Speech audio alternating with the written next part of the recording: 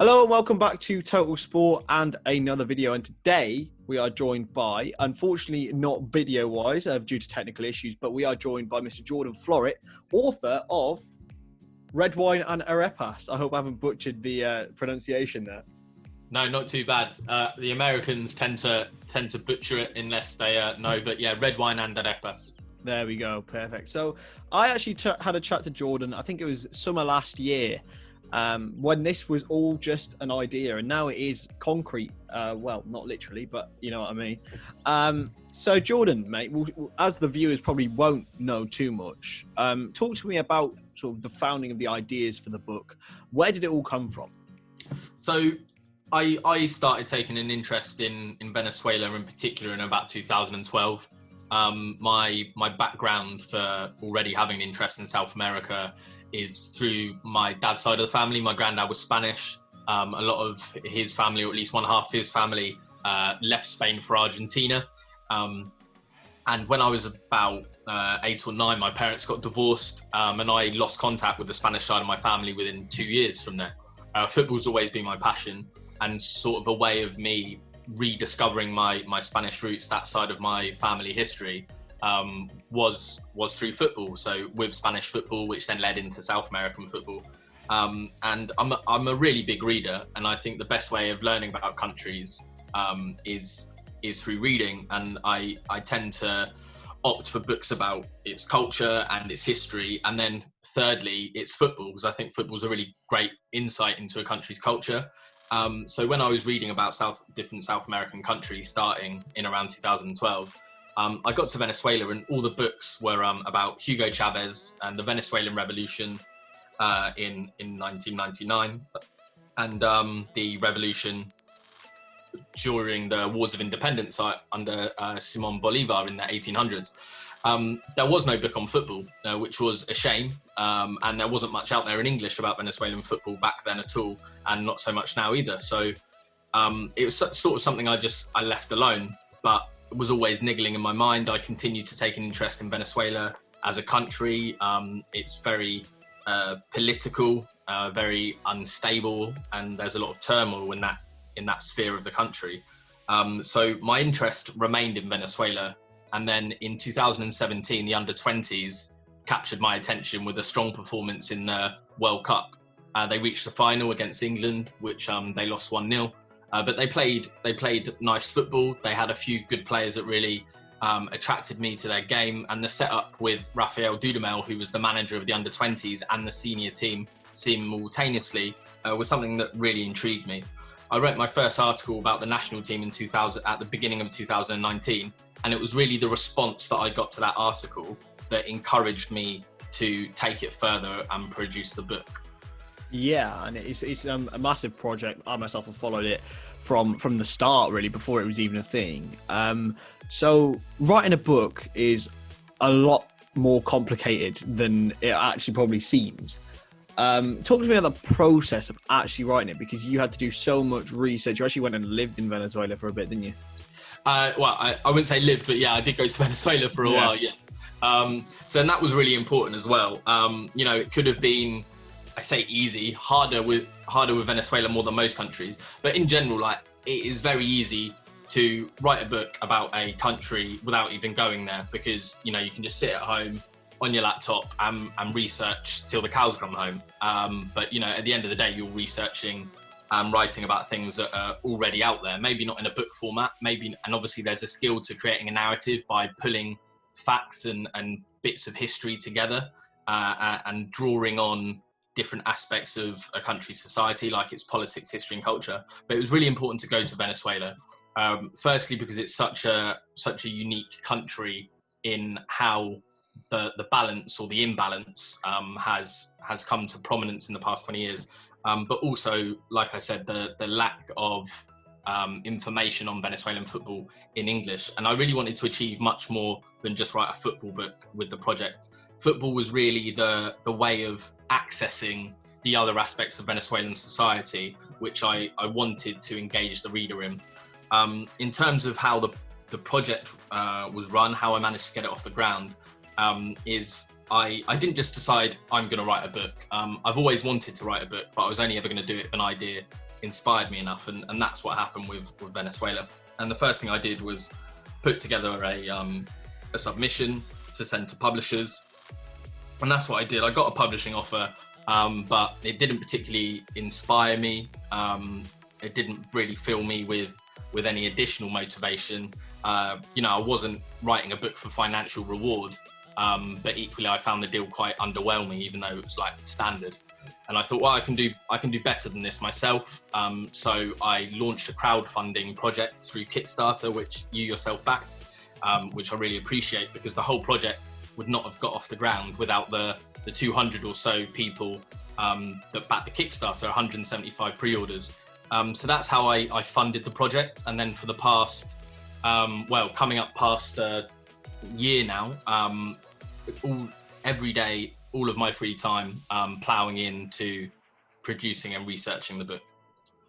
Absolutely. So how have you found time? Because I know you've got a young one, a little one who was a lot younger when I last spoke to you.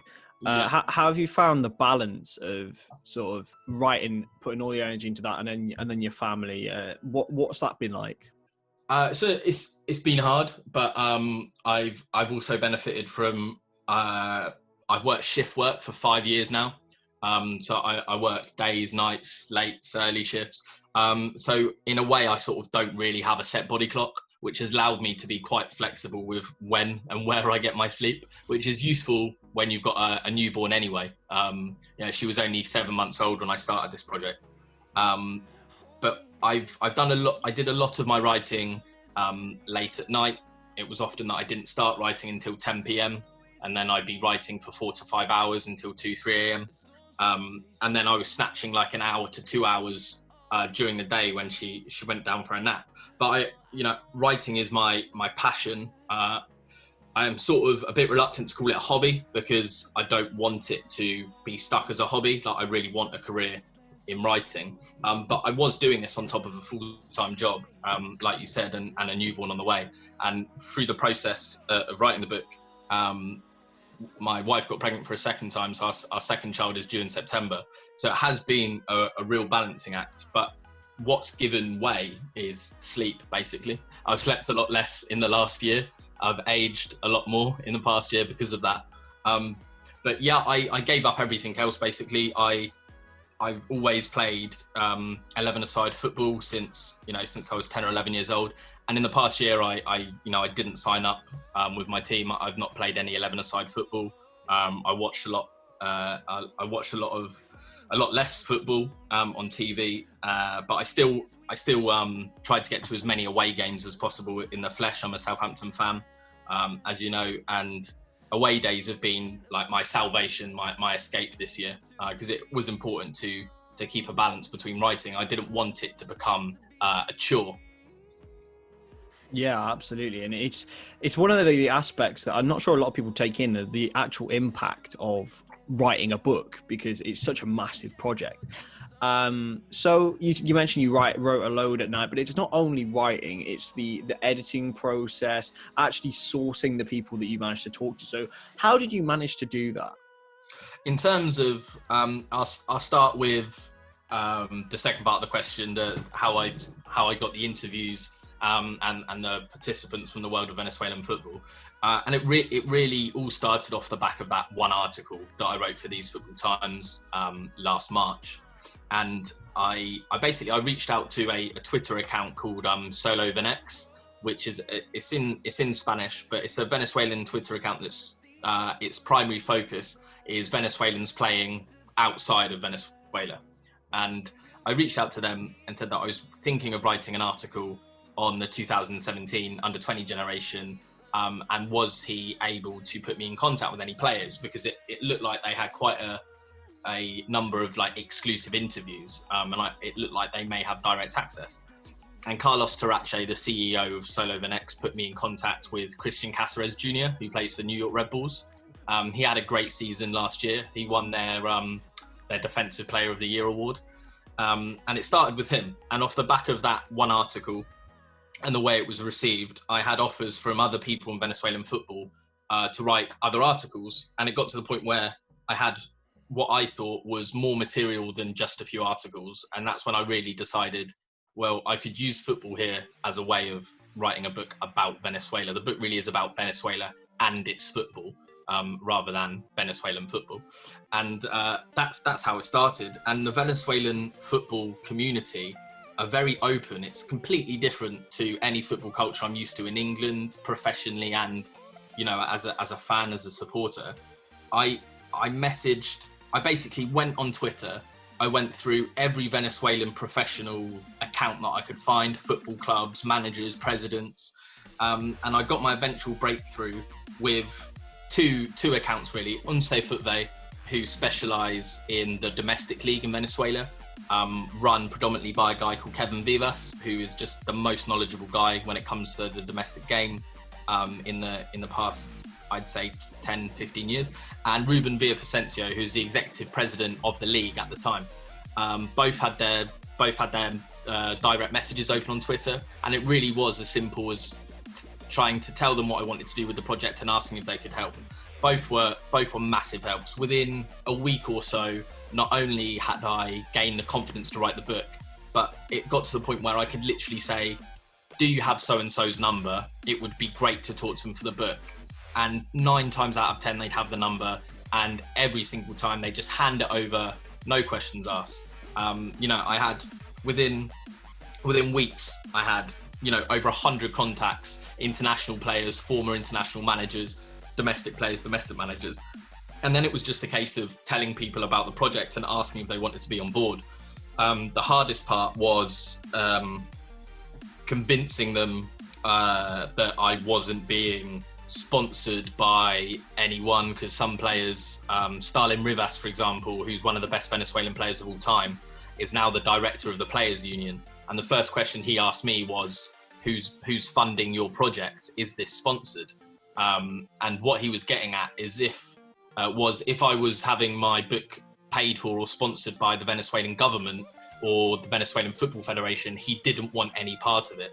So that was the main challenge in securing interview participants. I interviewed just over 50 football professionals for the book, and just in total over 100 people, that other 50 being made up of journalists, football historians, pundits, organised fan groups, and that kind of thing. In terms of pulling the book together from a professional side, you talked about the editing process. I was really fortunate. The book design work, the cover, front and back cover, was done by a guy called Mark, who forms part of Footy Classics. I don't know if you follow them on Twitter, but they design book covers just out of fun, not for actual physical books. They create graphic designs of book covers for different football players, different things that happen in football.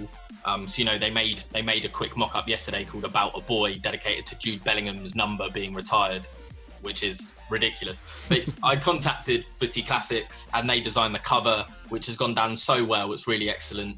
And then the editing process, I proofread the book myself 5 times. My wife proofread it.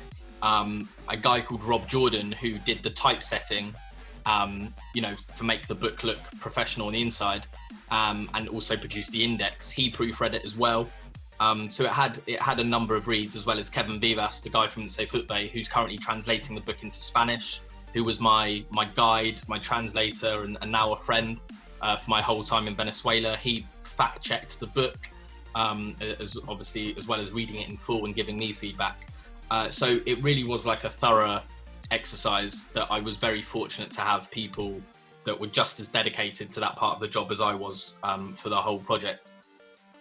Absolutely, yeah. It is a massive thing to just go into this little book. So what was your feeling when you first got hold of this and you thought, you know what, I've done this, I've helped create this? Was it just a feeling of just pride? Yeah, like pride is a few people have asked me, like friends, family, that other people that I've worked with on the book, and I don't know why. It's nothing to do with the book, just me as a person. I find it quite hard to say I am proud of myself. Like it feels arrogant. So in the early days when I first got the book, it was just a sense of satisfaction. I felt like I'd achieved a goal that I'd set out to do, and it was really nice. The feeling that I was most anticipating was how I was going to respond to how the book looked and felt, because the biggest worry I had about going self-published was, could I produce a book that visually looked like one that belonged on a bookshelf in Waterstones, looked like it had been produced by a publisher, you know, by industry experts? Because I've read many self-published books that have been absolutely quality reads, you know, great standard, compelling stories, but you can sometimes tell that they were self-published.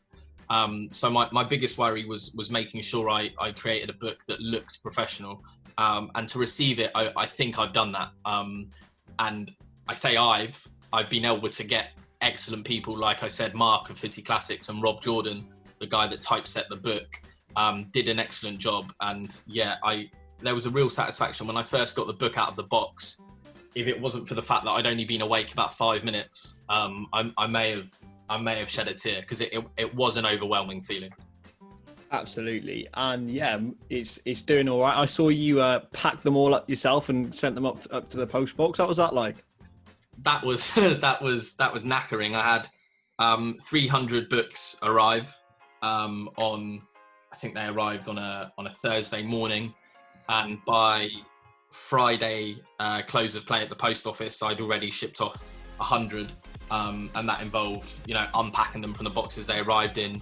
I signed all the pre-orders, you know, as a big thank you to those that made the project possible through the Kickstarter.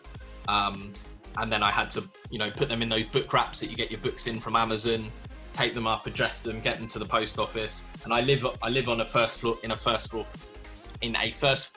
flat, and my space to work out of was at our flat has 2 levels itself, and it was in the back bedroom at the very top. So lugging 300 books up, you know, 2 and a bit staircases was physically tiring, and something you don't factor in when you produce a book. Yeah, I can imagine. So moving forward for yourself, you've written this book. Is it going to be the last from Jordan Florit, or what can we expect from you? So in terms of writing a book, I certainly don't have any imminent plans to write another book. Like I said, I'd always wanted to write a book, but I was never going to force the issue. I was never going to sit down and think, oh, I want to write a book, let's brainstorm some ideas. It had to happen naturally, and I'm grateful it happened naturally, you know, so early on in my life. Like, I'm only 26. So, you know, there is plenty of life left in me yet to write another book if the moment captures me. I do, however, have every intention of continuing writing and making it a full-time job. The book is currently being translated into Spanish by Kevin, who, you know, as I said, accompanied me in Venezuela and runs the Uncut account. So that's going to be out in January. The ebook, also in English and Spanish, will be out in January. And the general release of the book, it will probably go to pre-order next week. It's being published on the 31st of August. So, you know, at present, this book still hasn't been officially published. Just the people that backed through Kickstarter and pre-ordered that got the limited edition have it. In terms of past this project, I've launched a English language football account on Twitter specializing in Venezuelan football, called Football English. I've already got an exciting feature lined up for that called The Secret Venezuelan Footballer, where fortnightly there will be guest posts from the same footballer, really being able to lift the lid on Venezuelan football and speak in a very honest and frank way without any repercussion. I'm really excited about that, and I think I've pulled together a good team to run that account. As well as myself, I've got a guy called Dominic Basogno, who's written for many platforms. He's an American Venezuelan and one of the only consistent English-speaking voices out there about Venezuelan football. A girl called Kat Shepherd, who you've already read about by the sounds of how far you're into the book, a former Venezuelan and Caracas international. She's going to be involved in the account as well. And then Kevin Vivas himself. So I'm really excited about what we could achieve there. So yeah, I'm going to stay in writing. I'll keep writing, but I think I'm very much going to. I want to remain part of Venezuelan football. I was so welcomed by the league and the players and teams out there, and I've become very passionate about it, and sort of fallen in love with the game. So whatever I do with writing, Venezuelan football is something that will always feature. Absolutely, mate. And it's been an absolute pleasure following the project and seeing it come to fruition. And we wish you the very best of luck with all of it at Total Sport. Yeah, thank you very much. Where can we find you on social media? You mentioned at FootV English. Where can we find yourself? So my Twitter handle is the false libero. The false and then libero is LIBERO. That will be where you can find the details about pre-ordering a book. It will probably be that by this time next week, it will be the pinned tweet and then a link to Amazon or my own website. It will be available on both to pre-order the book for August 31st release. Yeah.